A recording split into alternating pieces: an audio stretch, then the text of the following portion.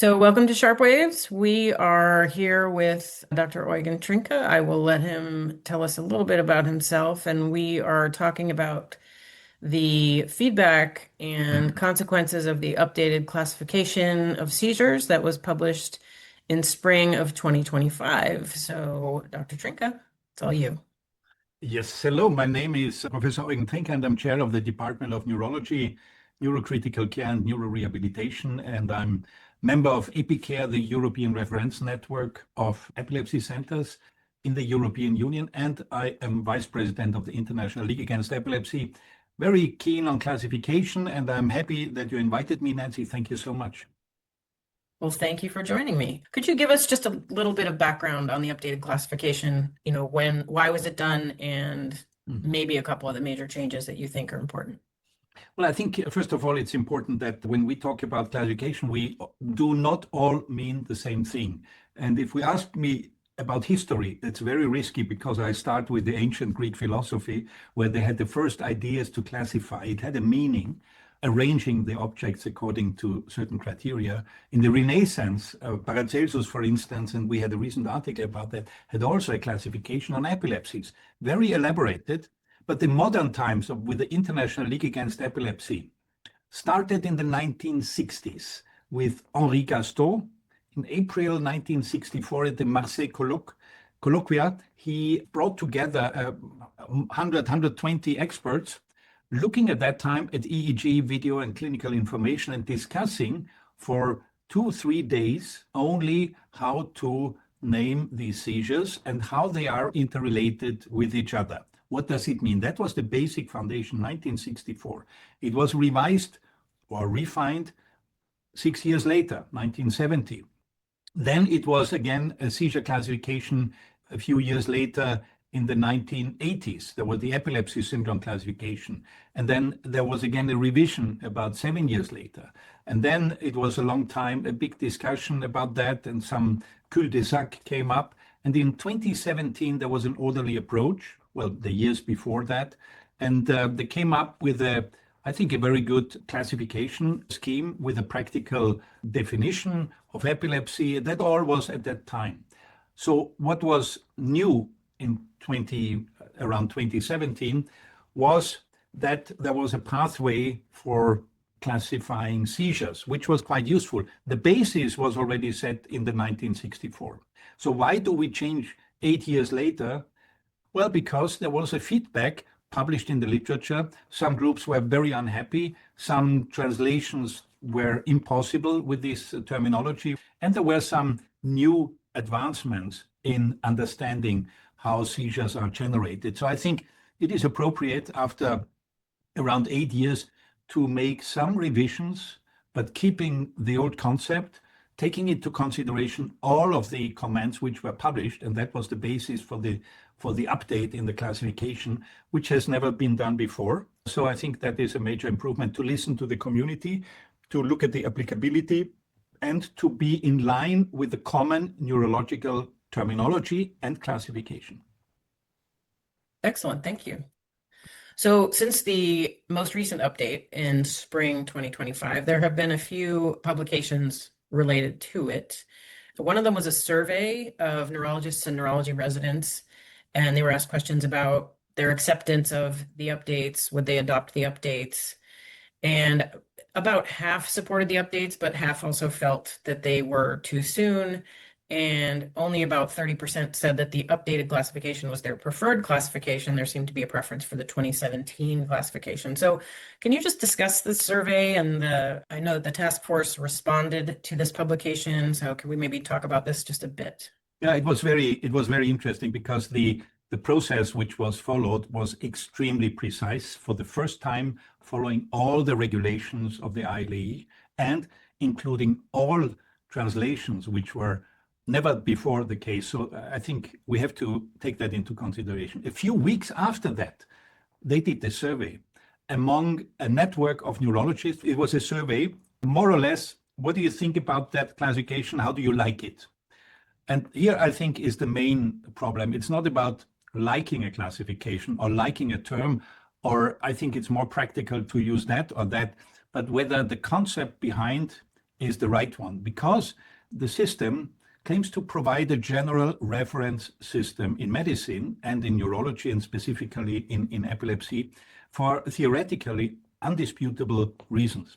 So this must have a precedence before your own thoughts and etc. So what we thought when we read this, we thought, first of all, it's very interesting that a few weeks, even after dissemination, random people are asked whether they like it or not, or whether they like the previous one.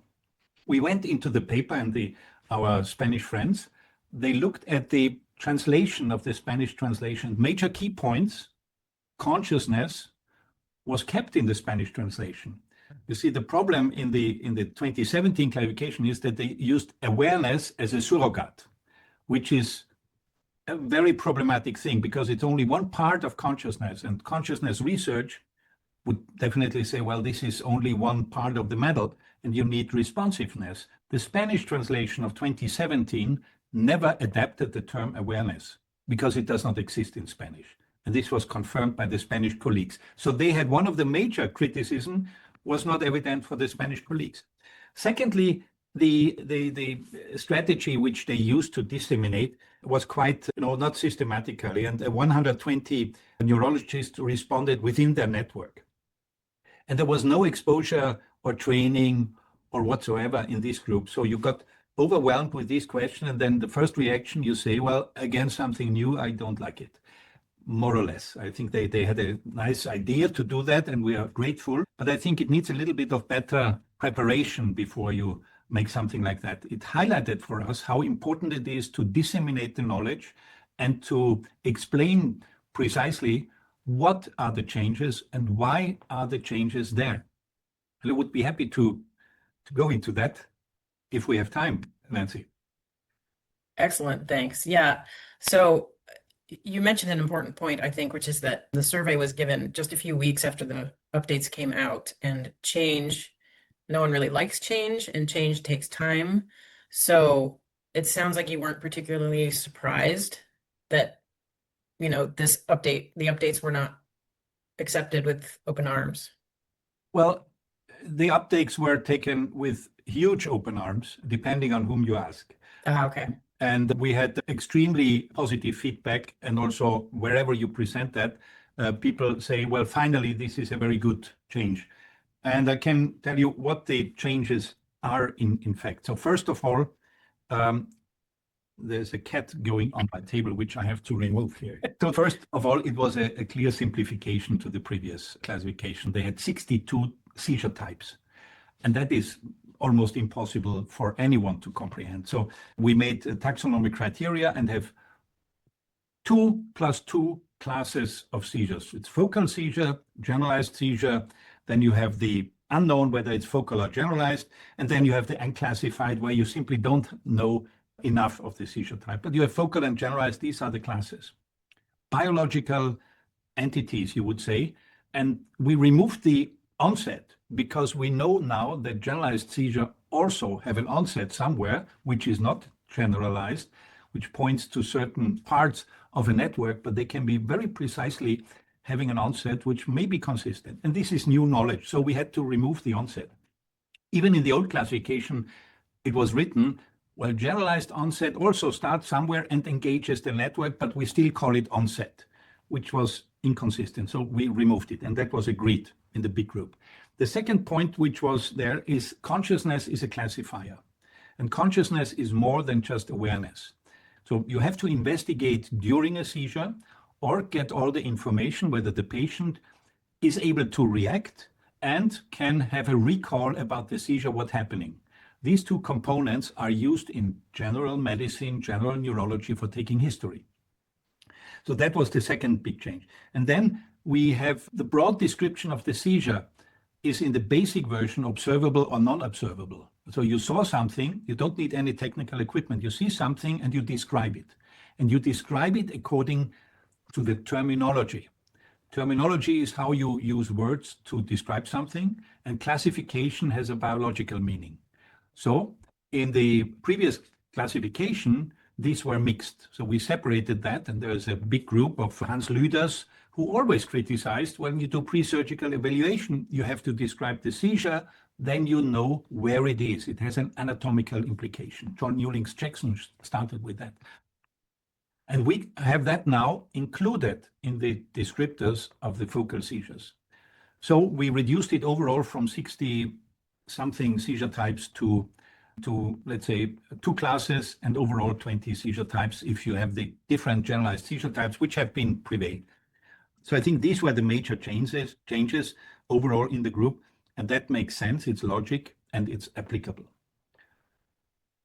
So there is a recent paper which is not yet published but is going to be published soon from a Romanian group. I don't know whether you know that, but that was quite interesting because there was a prospective study design about the applicability. Some people said that it will be difficult to talk about consciousness with the patient because the people think it's loss of consciousness, it's coma. But as you know, it's not an all or nothing, but it's a gradual process. When you're very sleepy as a healthy person, well, your content of consciousness is not as sharp as when you're fully awake. So you have the quantitative and the qualitative parts of consciousness. Whenever the quantitative consciousness, the wakefulness decreases, also the content gets a little bit blurry and your memory gets blurry. So driving in a car in that situation is not good because your consciousness is not fully working. And this is what people understand. It's not always coma or awake. It's this gradual process, which is very often the case in seizures. So they looked at this prospectively and they analyzed close to 500 patients in a secondary center. So this is a basic standard neurology in Romania. And they looked at these patients and whether they could take from history, from seizure description, from the description of the semiology, whether they could obtain the data. And imagine that one of the points which has been very hardly discussed, especially with the American colleagues about the consciousness, 97% were able to assess the information on consciousness defined by awareness and by responsiveness. So 97%, I think that is wonderful. And the basic seizure descriptors were obtainable in 98% of cases, even 99% of cases. So even in a system where you have only history, the patient experiencing a seizure, and the doctor asking the right question, you have a more than 90% detection rate of these items. So it's applicable in this study. 500 patients is, I think, very good. And they have been informed about the classification. So it needs training. It needs, similar to the 2017, you need to practice that, you need to make courses. And this is also why we have the practical paper. So the practical guide with a lot of examples and video examples so that you can learn. And of course, we have to invest efforts in that. People will use it appropriately, that they are able to use the right terms in all the languages. This is why we have the official translations for that. And I think that's a step forward because the community of the pre-surgical centers and the ones teaching neurology are now both happy. And we have sorted out the problem. We have classifiers and we have descriptors. Classifiers refer to a biological background, focal or generalized, and descriptors tell you what you see. And what you see is the same thing in high-income countries, in low-income countries, in middle-income countries. You need eyes connected with the brain and a language ability to describe what you see. So you mentioned the practical guide. That was recently published in Epileptic Disorders, I think in October 2025. But anyway, later in 2025. Could you describe that just a little bit? Like what is it? What does it... we have foreseen that a change of a complex system, which is very important because all people, not only epileptologists, but also neurologists, should stick to it. So it had to be clear, simple, consistent with medical terminology. Needs to have some examples of practical application. This is what is especially important. And that's also one of the strengths of the Anglophone philosophy, to be utilitarian. They say, well, you can think about this is a nice concept, but how do you use it? And we wanted to address this. So we asked the group which was involved in the classification to bring examples. And almost half of them or even more brought very good examples, including video, including EEG, and basically all of the main seizure classes and different seizure types in different clinical settings were addressed there. And I think it's helpful if you study that. It's a lot of explanation and definition in this practical guide, but that tells you how to use it. And it always goes back to the simple taxonomic criteria, wherever you start from. It is a teaching document and a learning document for beginners, but also for advanced people. Excellent, thanks. So have you personally found the updates easy to integrate? Have you experienced? My personal experience, and I'm teaching neurology at the university, teaching neurology for psychology students, and being one of the largest hospitals where we have a lot of teaching in the curriculum. Finally, we don't have to explain them the word awareness, because emergency unit, there comes a patient with impaired consciousness, and you say, well, I think, doctor, it was a syncope, and this was the description. Then you say transient loss of consciousness. But when it is a seizure, you say, well, it's not consciousness, it's awareness, and this is a focal aware. That didn't fit. Now we are clear. Whenever you have a transient impairment of consciousness, it can be a seizure, or it can be a syncope, or it can be also psychogenic. But it's always the consciousness, which is the one which you refer to. For me, much easier. Students finally can understand it, at least in the German language, Spanish, and etc., many other languages. So that's number one. Number two, we do a lot of pre-surgical evaluation. So these silos of the 2017 classification were not useful in describing the seizure type according to their semiology. So the whole semiological description was, a free text somewhere. And now we can refer precisely to the focal impaired consciousness seizure, starting with an epigastric aura, followed by automatism, and then version to the contralateral side, etc. So this is very clear to describe and to use. Without doubt, you can modify things, you can update things, and then make it better. And in a few years from now, when we have the new knowledge, we will keep the framework, but we will adapt here or there. There are some seizure types where we simply do not have enough evidence to include them in the classification. But we got some feedback about, of course, in rare epilepsy, that this may be included in a future classification. Great. I was going to ask if you received any other feedback since the updates were published that you wanted to address or discuss. Well, the thing which is, I think, important is where, as I go back to philosophy and concept of mind, if you have an utilitarian concept, you simply want to use it, well, then you say it's not so important how you name the things, because you have to use it. But for many other people around the world, and we make presentations and discussions around the world, for them it's quite important. And it's also important to have a systematic behind that, and the systematic, for instance, in the SNOMED terminology. It goes well into this because it is a systematically worked thing reflecting the biology. The classification of plants, the classification of bacteria, etc. This is where we want to go to, because we believe that there are biological differences. The practical implications are, of course, important in treatment. You have drugs which work better in focal seizure types, in the class of focal seizure, and others work better in the generalized. And then we have broad spectrum, but the efficacy is not always the same in these seizure classes. So I think this is important, and we received feedback during the discussions, during the implementation, and we have to do a lot of communication still. So we have to implement that in the conferences, make the teaching courses with videos applied, which is necessary.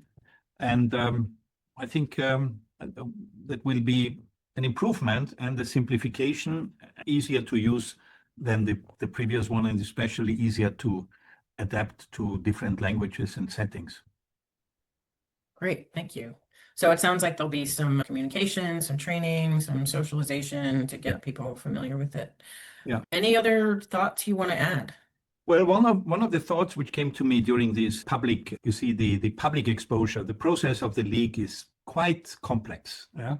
And you have to find agreement among this large group. There is a Delphi, there are several rounds, and then the rounds are there. And then some people say on the group, well, I made up my mind. I want to go back to the first round. And then you have to say, well, this is the methodology. And some things are a compromise, of course. Some things are a compromise. So we highlighted, for instance, the spasms. We really took them out because it is important to recognize the spasms as a box which can be focal or which can be generalized. If it's focal, there's an urgent need to identify the surgical remediable candidates and syndromes. If it is generalized, you have to go for medical treatment, but you don't have to lose time. You must not lose time. You have to identify these early. This is why we have specifically explained that in that. And that was a compromise, of course. So, and I think that is also one of the strengths which we have there. And the other one was many people from the 2017 classification were on board of this one. For them, it was difficult, and some of them said, well, it's too early. Well, how long do you want to wait? It is not a matter of early. Sometimes it's better earlier than later. So we got that into the discussion. A friendly disagreement turned out to be a consensus at the end. And for the public exposure, we received the vast majority were accepting. We counted that all. The vast majority was accepting it and appreciating it. And now I wish, of course, the best for the classification to last many years until we have new concepts and research findings to include something else and more. Excellent. Well, thank you so much for joining me. I really appreciate it. And I hope this has been enlightening for listeners to help them understand the updates. Well, I hope so too.